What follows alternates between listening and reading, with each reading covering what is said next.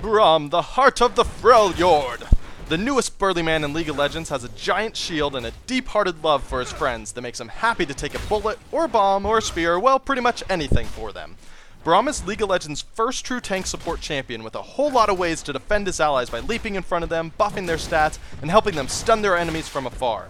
You can read more about him on IGN's wiki page, which includes a full ability list, scouting report, tips for playing as him, and 5 rules for killing him when he jumps into your lane soon.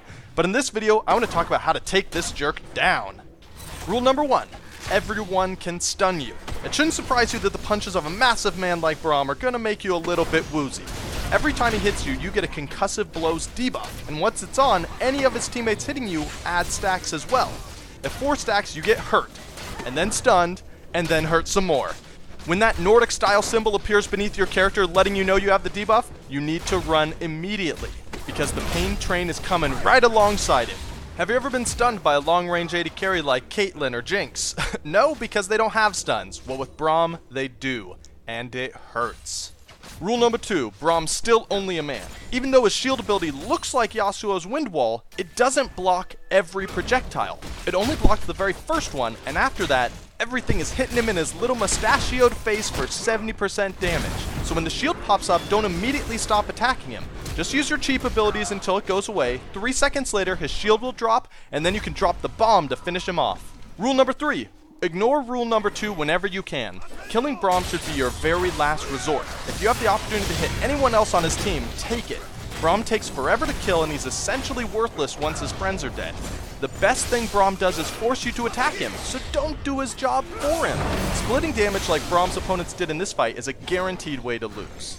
Rule number 4. Braum went to preschool. He knows how to share. He's a nice guy, right? Not only does he give up glory to help his teammates, he also shares his stats with them. Every time he leaps to an ally, he gives them a hefty chunk of his armor and magic resist, and he gains a bonus too. It lasts about the same duration as his shield wall ability, so don't dive in expecting a quick kill, even on a low health enemy. You're going to be ineffective for about 3 to 4 seconds, so you need to be able to survive that long before you start dishing out some real damage. You can track who has the buff on them by looking for a glowing shield aura that appears around their feet. Rule number 5. Braum gets lonely very, very easily. Mustaches aren't friends, and sometimes Braum needs friends to feel good about himself. 3 of Braum's 5 abilities are focused on defending or boosting his allies. All supports are pretty useless on their own right, but Braum is even more pathetic when he's separated from his buddies. Don't get me wrong, it's still going to be annoying to have to kill him solo 1v1 because of how tanky he is. So if you're solo, don't waste your time. Instead, roam to another lane where Braum's allies are left undefended and smash in their face instead. That'll make Braum even more sad. But don't feel bad for poor, sad Braum. That's just the way we like him when we're fighting against him in lane, right? So that's how you take Big Braum and turn him into Sad Braum in League of Legends. I hope it helps you stay alive when you're facing off against him in-game soon. If you have other tricks for taking him down, jump on over to the IGN wiki page and leave some advice for your fellow gamers. Until next time, happy fighting, Summoners.